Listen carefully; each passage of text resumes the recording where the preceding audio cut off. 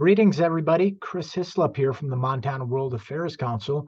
Welcome to another and our last session of our Academic World Quest Prep series. During this series, we're discussing key international issues with experts from the U.S. Department of State. Those issues form the basis of Academic World Quest's knowledge competition. For those of you who aren't familiar, Academic World Quest is our flagship international education program that brings over 400 of Montana's best and brightest high school students to the University of Montana campus in early March. There they engage on international issues with ambassadors, diplomats, authors, and other thought leaders, with the entire thing culminating in this knowledge competition where students are tested across 10 different topics, and the winning team represents Montana in the national competition in Washington, D.C. in April. Let me quickly thank our very generous sponsors at the Dennis and Phyllis Washington Foundation, Humanities Montana, Clearwater Credit Union, and First Interstate Bank. They help us bring this and so many more programs to you. Now, before I introduce our guests, I'd like to show a very short video from our friends at the U.S. Department of State. One moment, please.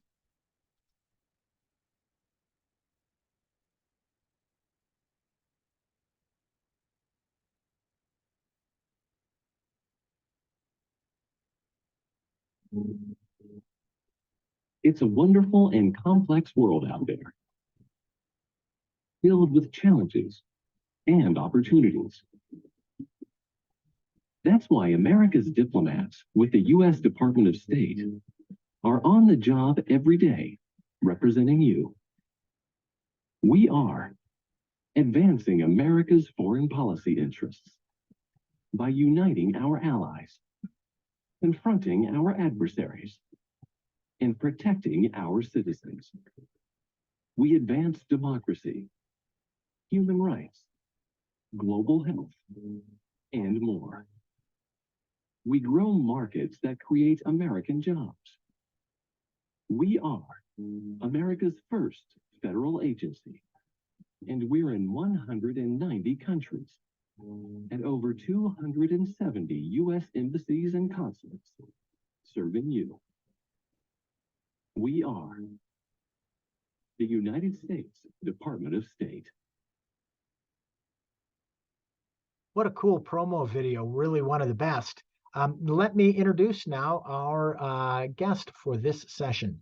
Dan Travis is a career member of the Senior Foreign Service with over 20 years of experience as a foreign policy practitioner, currently serving as the Director of Economic and Regional Affairs for Africa.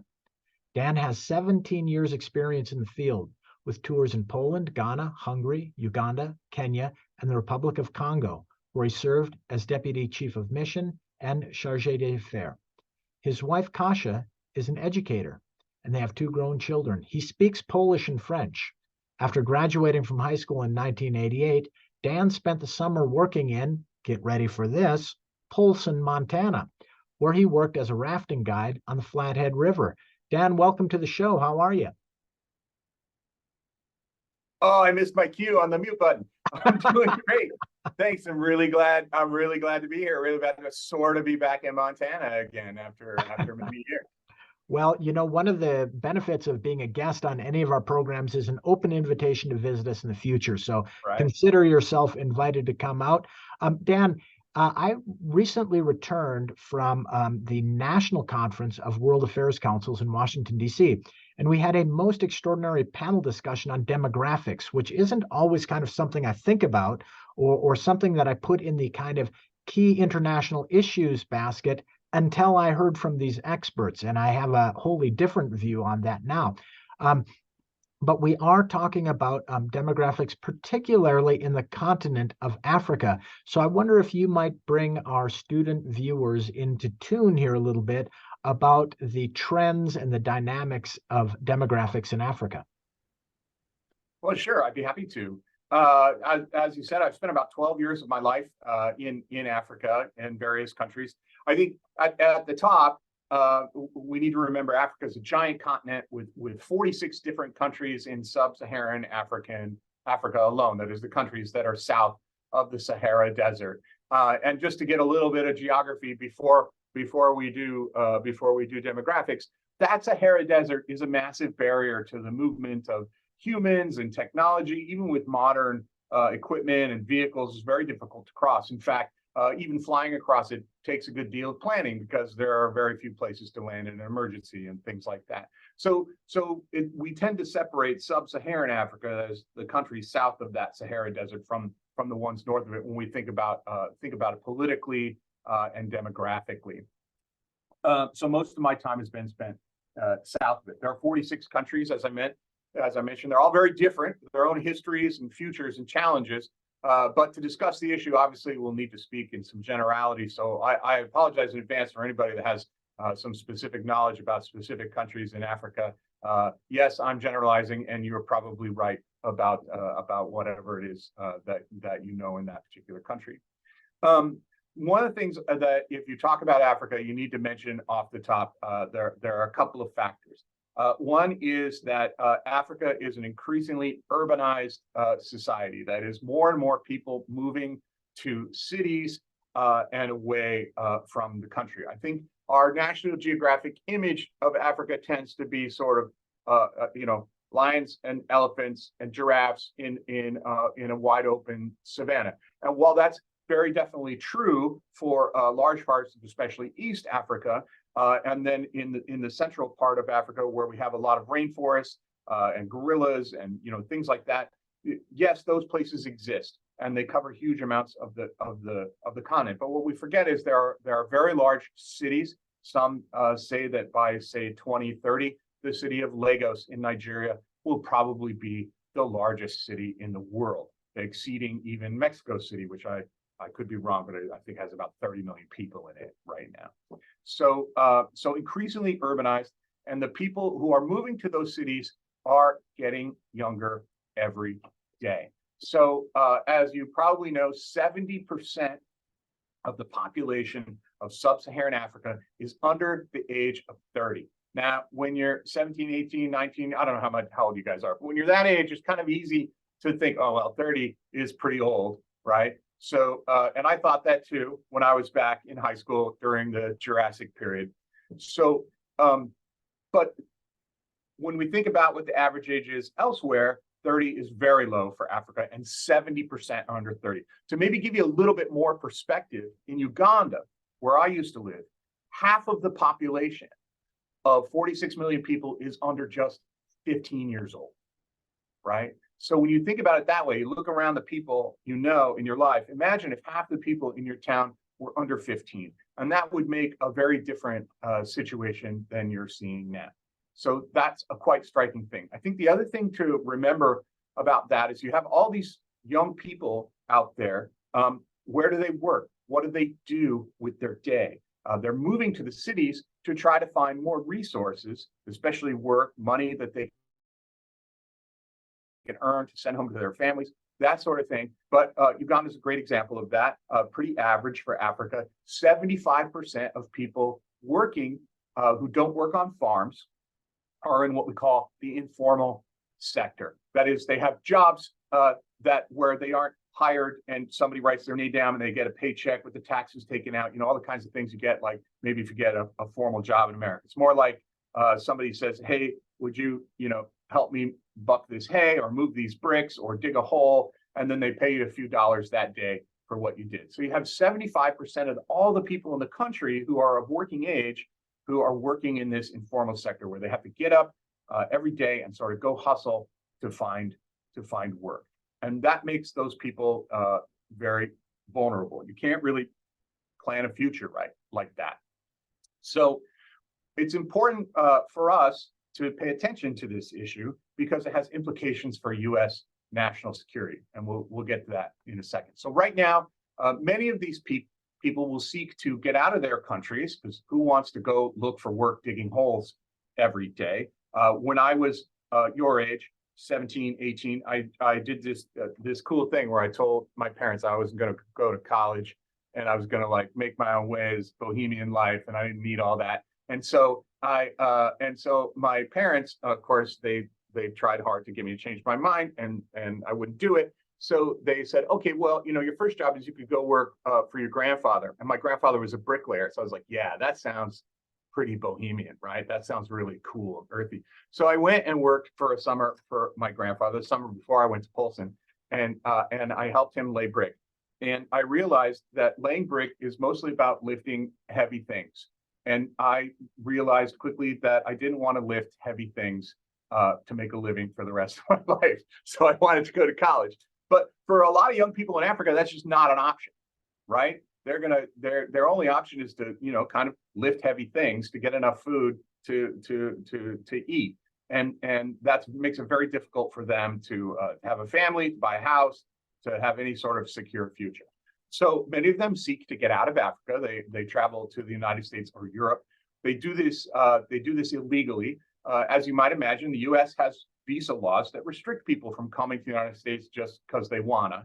They have to have a good reason, and we have to be sure that they're going to return back to their own homes wherever they are. And most of the people that we're talking about, these young people who are looking for work, they don't want to return home. They want to build a new life for themselves.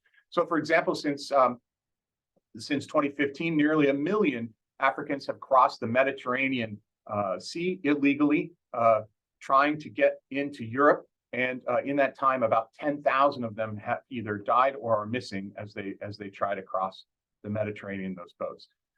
The other thing is these people are often trafficked by organized crime, where they're exploited for slave labor to work off the cost of their travel. You say, hey, I want to go to Italy. And the guy says, well, it costs 10 grand. And you say, I have $5. And they say, don't worry, we'll give you a job when you get to Italy and you can work off the rest. Well, guess what happens? You never, ever work off the rest, right? You work for those gangsters for the rest of your life or until you can somehow escape.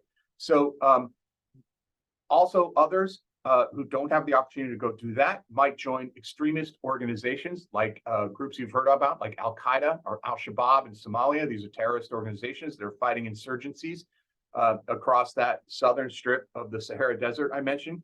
And not only do they kill a lot of people, but it's extremely disruptive. We've had several coups, that is, where the military has taken over the democratic government of 6 different countries across the northern strip of Africa there in the last 18 months, right? So this is a serious, and that's all in response to this destabilizations that has happened by these extremist organizations like Al-Qaeda in the Sahara. So these things have repercussions for us in the United States. We have to respond to those things because they affect our peace and security. Why? Well, millions of people leaving their home country, looking to go someplace else, who might be refugees or poor or don't speak the language of the country they're headed to, or don't have anybody support them there. That's going to be a challenge for governments to have those people, walking into their countries. The other thing is that those people are potentially disruptive for peace and security if they join these extremist organizations, as I said. But also these humanitarian disasters, the American people rightly expect the government to respond to. When you see on TV that there are people starving or suffering elsewhere in the world, like we're doing right now, you expect your government to do something about it. And so we have to do something about it. So what do? We obviously need to help these people find meaningful, productive lives at home where they can build a future for themselves and their families in their home countries. Your event organizers have rightly framed this challenge as a dual opportunity and challenge, right? It's difficult, but there are some things there that could help us very much. Because the answer to that question not only solves the problem of millions of idle young people in Africa avoiding war and humanitarian disaster, it also could create peaceful, prosperous, healthy, democratic societies where there were none before that benefit the United States, making countries that look towards the United States as a good partner versus towards, say, the People's Republic of China or Russia, other countries that don't mean us, that mean us harm in the global sphere. So I'd like to talk about just a little about one part of that formula now, and that's the critical idea of prosperity. Free trade and open markets, this may be what benefits the United States most of all. And it's what my office here, Economic and Regional Affairs, deals with every day. So since World War II, the U.S. economy has grown to be the largest in the world ever in the history of the world because we're the greatest global traders in history. Trade makes jobs for Americans who export goods, services around the world, and then they import other goods and services, which we then use here at home to make our lives better. For those of you who are living in Bozeman, I don't know, Gibson guitars used to be in Bozeman. It might still be. Okay, so if you're a guitar player, you know the best guitar on the planet is made by Gibson in the United States, right? They may make some in other places and things like that, and that's good for that trade. But people want what we make and what we do because it tends to be among the highest quality on the planet. Gibson's just a perfect example of that, right? And Gibson can sell a heck of a lot more guitars around the world than if they just sold them in the United States. So if we want access to those markets for Gibson, then we are going to have to give access to our markets for whatever it is those countries make, right? So that trade benefits everybody. We all win and everybody gets richer. And as people get richer, they're less likely to join an extremist organization. They're less likely to risk their lives to cross a desert and an ocean. They're less likely to give money to traffickers and gangsters that might mean to not care too much about how well things go in the world. So why don't we just do that in Africa, right? Why don't we just say, hey, let's have more investment in Africa? Gibson, you've built factories in Korea, Japan, and Indonesia. Why don't you build one in Nigeria, right? That would be great. Employ Nigerians. They make a product that brings some profit to America, and then you have a less expensive version of your thing that you can sell all around the world. And Gibson goes, this is just hypothetical. We haven't talked to them, but companies like that, they say, okay, yeah, we'd love to do that. Only the enabling environment, I think this is a key phrase for you to understand. The enabling environment in Nigeria won't let us do that. And what do I say when I mean that? What I mean is investment money flows like water. It takes the easy route. If Gibson is going to build a factory somewhere, they're going to do it where they think the profits will be highest and the risk of losing that money will be the lowest, right? So Africa is particularly hard when it comes to that question. First of all, governments in Africa tend to be fairly weak. They aren't as involved in daily lives as the US government is. I know a lot of people, and it's a political question that's worth debating in America throughout our history. How strong should the government be? How much say should it have over our lives? But I think everyone realizes that it's good for the government to do things like regulate the quality of milk, or beef, or things like that. In Africa, those things tend not to happen because the government just isn't there to do it. Another serious challenge, perhaps the most serious challenge in Africa, is corruption. Corruption happens when government officials like me are willing to take money from private individuals to influence their decisions, right? So I'm not here because the World Affairs Council gave me money to do it. I'm here because I think it's a good endeavor and the State Department thinks it's a good endeavor.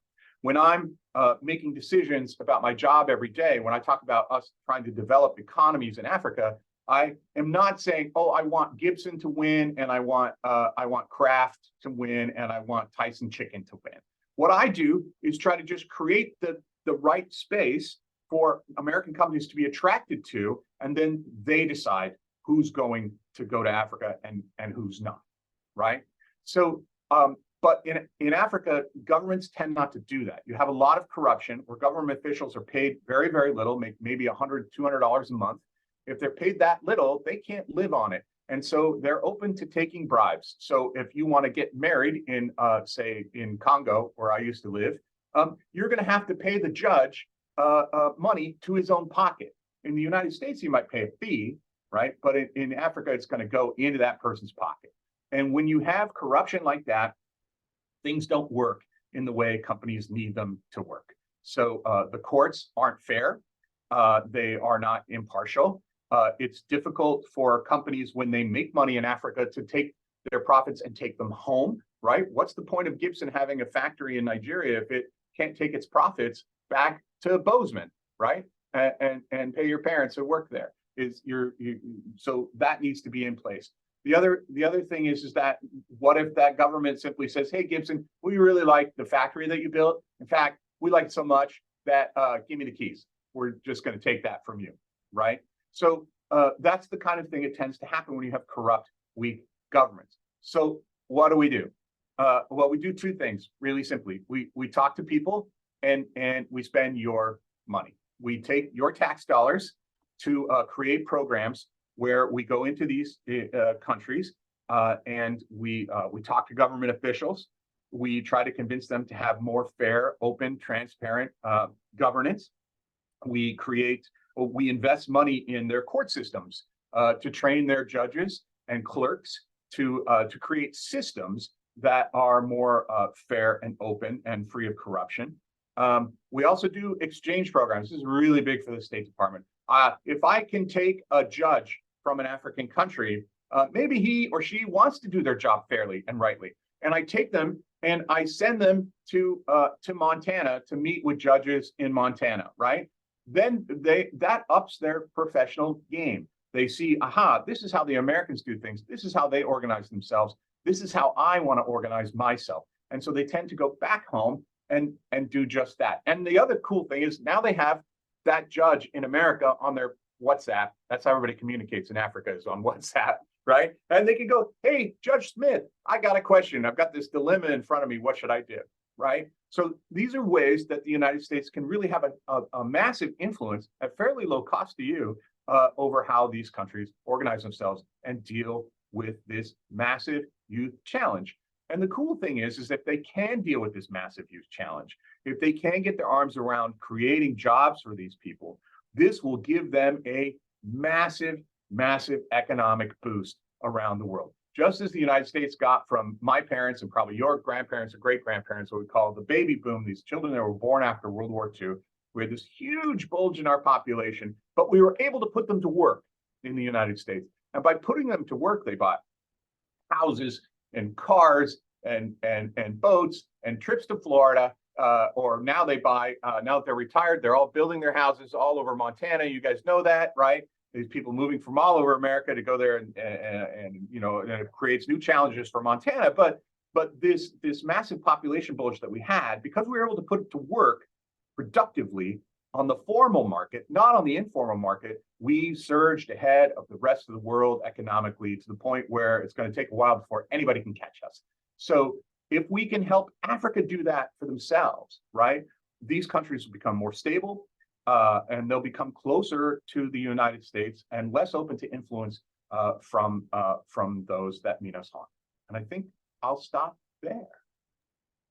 Dan, that was outstanding. I really just want to point out one thing I really appreciated was you connecting the dots between a few very important things that we talk a lot about with students here in Montana. The connection between U.S. taxpayer dollars, the expenditure of those dollars outside of the United States, and the exponential benefit that can bring the United States economy, whether that's a wage earner, whether that's a company, whether that's government revenue.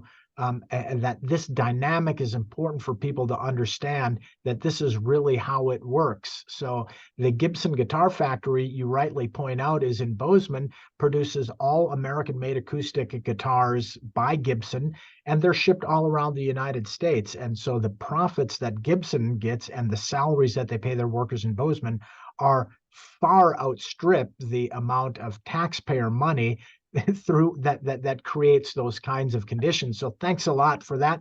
And also the point on the safety and security. I mean, it's one we don't want to miss. We often talk about that these kinds of engagements by the U.S. State Department, by the United States and the private sector itself supports American safety and security within our borders and outside. So I see that now Bozeman High is on. Look, Bozeman, let's shoot us some of these incredible questions that you're well known for.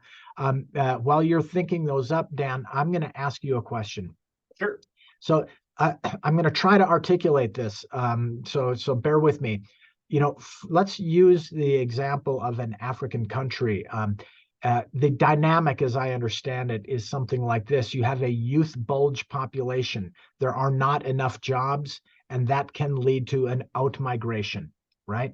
So the economy in that country needs those people, but it doesn't have adequate capacity to kind of absorb them within the economy. These people go somewhere else. And let's just say they go to France, and they're in France. On one hand, it is, the France takes them in as immigrants and has to do some social spending there. On the other hand, for a country which may not have the same demographic like France, it's useful to bring in younger people so they can work in the economy. But I heard you talk about, some of the programs that you do are about keeping that youth bulge in their countries to work on their economies. So can you tell me, I mean, that's good there, but it's also good in France. Like on balance, what's the good thing here? Well, I think on balance, it's if there's legal immigration and people have the skills and such that France wants, for example, you probably find a lot of French-speaking African doctors working in France, right? Or engineers. You're right. Their home economies can't really absorb them, but and France can. However, when it comes to informal labor sector, people who have been trafficked, things like that, I think it's a net loss for France in that they now have social problems and other challenges that they're having to deal with that they might not otherwise have to deal with. And the other thing is, I think I would argue that it's better for France if those people stay in the former French colonies, the French-speaking countries of Africa, which there are many, and build those countries up, because those are going to be natural partners for France for export and import, for tourism and things like that. I think just overall, it's better if the people stay in their home country as long as there's an opportunity for them. Look, people vote with their feet. Right? That's why our country, people came to our country as immigrants for these very reasons, because their home countries or wherever they were in Europe. It's hard to believe now when you go to Europe, but there was a time when it was not a lot of fun to be a young person there. So people went to the United States. So I think overall, it's better for folk if we could create a situation where things can become better for them in their home country, that they stay in their home country. So let me pick up on that one, Dan, which is, the young people who are watching this are students. And so their job is in many ways education and becoming educated. Can you tell us a little bit about the role of education, be it in Africa or other places, and how does, education or the lack of education impact demographics? I think that is really important, because all of these young people, and I'm glad you said this. So let's say Gibson, let's go back to Gibson going to Africa, right? If Gibson shows up there and they try to build a factory, what they don't want to do is hire a bunch of Americans to go work in that factory, right? It costs a lot to send Americans to Africa and get them houses and have them live there and build a school for their children and all that stuff. That's tremendously expensive. Gibson, I'm sure, I don't mean to speak for them. I'd love to work there, by the way, Gibson, if you're on the line when I retire. Like Gibson would rather hire smart Africans who are there, right? But that means they have to be educated to a level that they can walk in and use Windows and get on a Zoom meeting and understand what Gibson means when they say profit and loss and cost benefit analysis and these other things. Gibson's going to want local lawyers who understand the local situation. They're going to want local accountants, all of these things. So education is really, really important. But I think in many ways, that's where Africa's got a bit of a leg up. I would say that in the 4 countries I've worked in, people are probably more educated than the local economy can really absorb, which is why you see a lot of educated Africans leaving the country. But when I talk to people time and again, whether they be Ghanaians, Ugandans, Kenyans, Congolese, very few of them would like to stay in their adopted country, right? They would really, really like to be able to earn the living they earn in, say, France or the UK or the United States, but at home, where their parents are, where their cousins are, where their elderly aunt is. They spend a lot of resources and time flying back and forth, looking after these people, going to Western Union, sending money home in what we call remittances. If you really want to see that you can measure the size of these economies in terms of how many of their citizens are outside the country earning money, look at remittances country by country. That's a great statistic to look up that will give you a really strong clue as to how bad the situation is. Because in the United States, you'll find it's a very small percentage of the economy as opposed to a place like, say, Uganda, where it's very large. Dan, thanks a lot for that. That's all we have time for, but I really appreciate the way you brought these issues together. I'm struck once again by the fact that we don't really include demographics as much as we ought to on these important geopolitical issues at our peril, because they explain a lot of these global dynamics, and they also seem to me, to be at the heart of a lot of the impact of these things back here in America.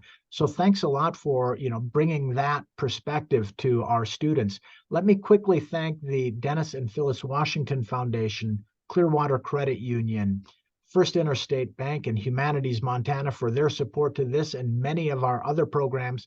Dan, I'd like to thank you and all of your colleagues at the U.S. Department of State who have joined us over the last 2 days to help our Montana students prepare for Academic World Quest. So wishing you and your colleagues all the very best. Thank you so much. Bye-bye.